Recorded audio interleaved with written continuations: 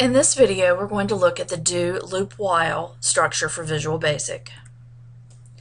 For do, loop, while, the looping structure is going to evaluate the condition after executing the loop once. Because the structure starts with a do, the statements are always going to execute at least one time. Then it's going to check the condition. So again, the statements are always going to execute at least one time. So this is a post-test loop. So the condition, remember, is a Boolean expression, and that's going to evaluate to true or false.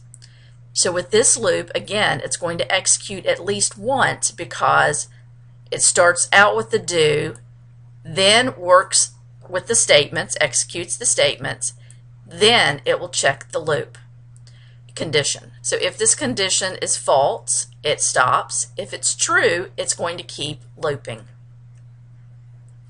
So let's look at an example. If we have I and int result as integers and we want to add up all the numbers from 1 to 5, we have our accumulator in int result is equal to int result plus I, and then we're going to change I here, I plus equals 1, because we want to get every single number.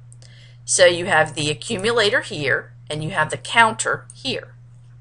So we want this to keep working as long as I is less than or equal to 5, and then show our answer. So let's take a look at this in code. So here's the code, and I will run it.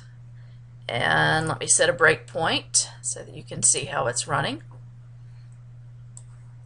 So I'm going to click the loop, and so notice it's already executed. The I is 1 and the result is 0 because I started out as 0.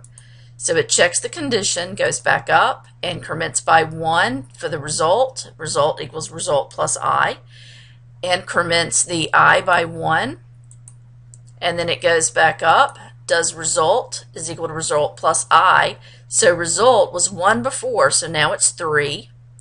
It's going to increment that I by 1, check the loop, and then it's going to keep running until I is not less than or equal to 5. So here I is equal to 6. It says loop while I less than or equal to 5. So this is our Boolean expression. So it's false. It's going to go down to the next line and then show the result.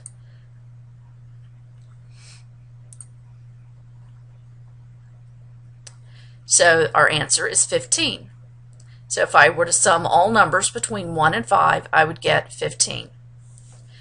So that is how a do, loop, while works. Remember that it is a post-test loop.